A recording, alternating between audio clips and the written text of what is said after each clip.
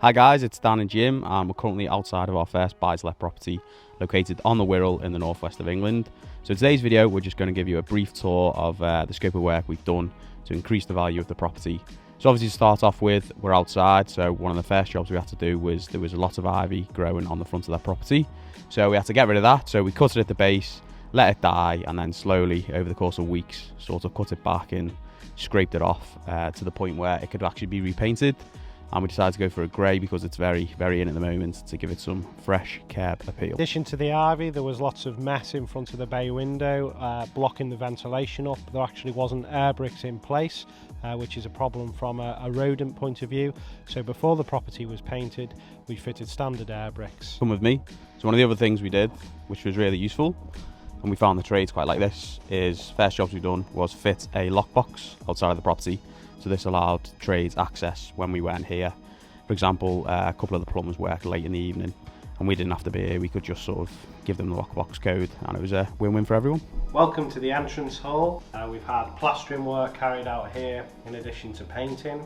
There was carpet down in here which was quite well worn, and as this is the high traffic area, we've decided to fit laminate flooring, which gives it a nice look up to the staircase with the light grey on the walls. In the front room we've carried out various works. This has included plastering the bay window, fresh paint around, the electrical consumer unit from the re-rise has been placed in here.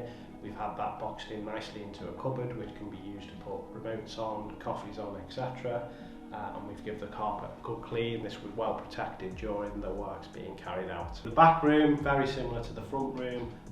We've had replaster from the rewire, fresh lick of paint, new valves on the radiator, and there was some damp coming in from the wall, so we've had a damp course as well.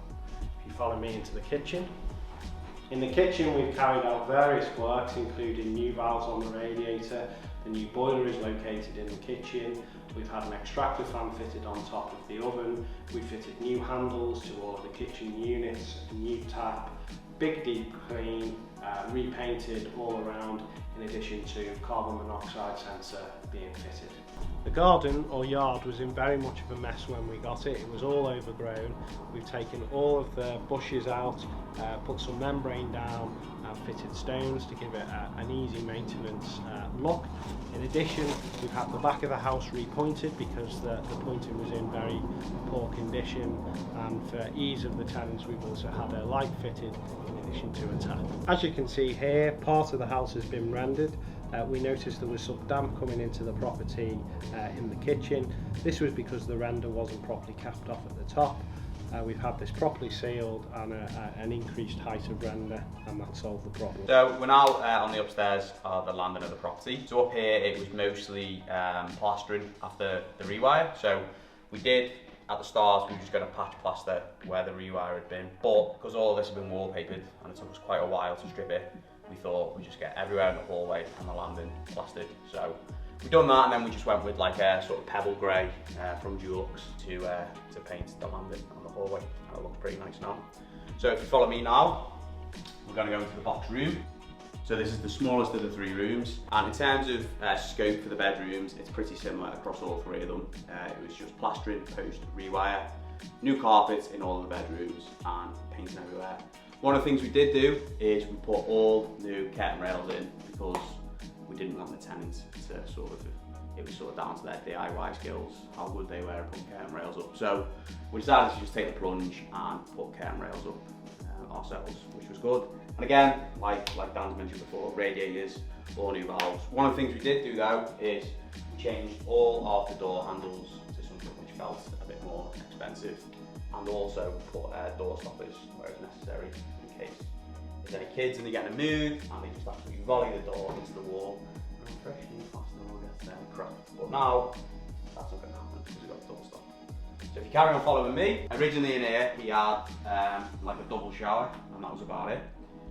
So we decided to take a plunge and put a new bathroom in with the sort of view of we wanted a bath because we wanted to try and attract families with kids.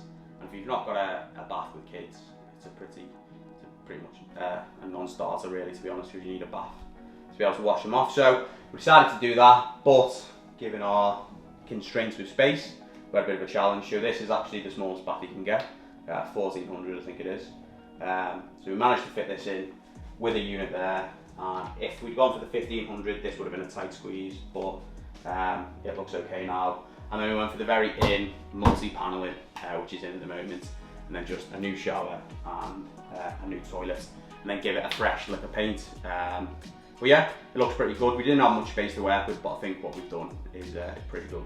So let's go into the middle room now. So again, much like the box room, it was full replastering here because this was actually the worst of all the rooms in terms of wallpaper and stuff. So yeah, full replastering here, post rewire, new carpet, and then just paint with white mist by Dulux, I think it was, just to keep it all nice and light, because this is the middle room, so it can be a bit dark in here, but we've got a nice big window. Obviously curtain rail again, and door handles, so there's a bit of theme with the bedrooms, which is nice. And then follow me into the big boy, the big master suite. So this is the biggest bedroom of them all. It's actually a really good size. The good thing about this house is we've got nice high ceilings, so it's actually, although it's a 3-bed terrace, it's actually deceptively big, I think. So yeah, this is really high ceilings, nice big room. So loads of sockets around the edge, which is something we've tried to do everywhere. Speaking to our Sparky, who's also an investor himself, so we sort of tapped into his knowledge. So loads of double sockets everywhere. Because we were at the rewire stage, we thought we'll do it now. Because you can never have enough sockets. So we sort of tried to envisage where they sort of put the beds. So there's loads of different sort of specs you can put it in here now. But again, replaster post, rewire, full paint, new carpet down. Yeah, and this now looks really good. And new curtain rail in the bay windows, which was a bit of a ball ache to put in, but that's done now. So don't have to worry about that. And then one of the other things we did actually do with the doors is way back when we used to put like some sort of sheeting over the door to sort of change the style. So we just pop that off and give it a nice new paint to make it look nice and fresh and new, which was good. One thing I did forget to mention actually, if you come with me, back into the middle bedroom, is when we got our joiner in. So originally this door was swung on this side. So speaking to our Sparky, one of the things he recommended was if you flip the way the doors open around, you get more space into the room. So originally this used to open this way, but now it opens this way. So a couple of things we had to do around that was make sure the light switch was on the right side. So when you walk through the door, the light's ready to go and you can turn it on.